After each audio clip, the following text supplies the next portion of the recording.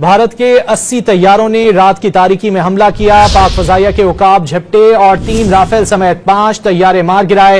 एहतियात से काम लिया वरना 10 गिरा सकते थे। वजीर आजम की दिल्ली सरकार को ललकार, पाकिस्तान को कमजोर कहने वालों के होश ठिकाने आ गए। पाक फौज ने तारीख रात को चांदनी रात बना दिया। शहबाज शरीफ की अजीम कामयाबी पर कौम को मुबारकबाद, मुसल्लह अफवाज को खराज तहसीन। कौमी इत्तेहाद का पैगाम, बातचीत के लिए पीटीआई वालों के चैम्बर में चलकर जाने की पेशकश कर दी। मुश्किल वक्त में साथ आने वाले दोस्तों के काम आने का ऐलान।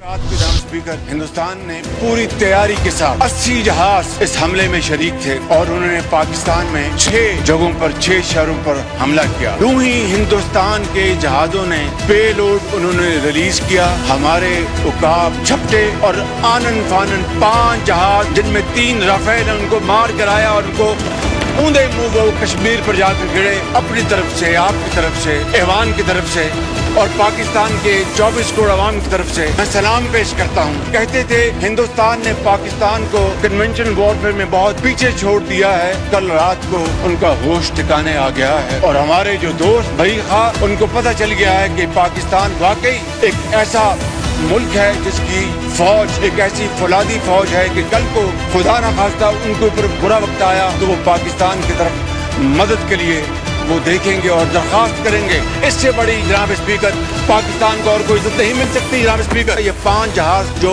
ऊंधे मुंह गिराए हमारे शाहीनों ने, ये 5 के बजाय शायद 10 हो जाते, लेकिन एहतियात से काम लिया हमारे हवाबाजों ने, हमारे शाहीनों ने। इस मोअज़्ज़िज़ ऐवान के तमाम भाइयों और बहनों से, बशमूल पीटीआई के भाइयों और बहनों से मुल्तमिस हूँ कि आए आज के दिन इकट्ठे हो जाए और पाकिस्तान को इकट्ठे होकर बनाए, पाकिस्तान को अजीम बनाए। मैं हाजिर हूँ आपके चेंबर में। मैं अपने इन भाइयों बहनों के साथ, अपने साथियों के साथ मिलने को तैयार हूं कि आए बैठें, पूरी दुनिया को दिखाएं कि हम एक हैं।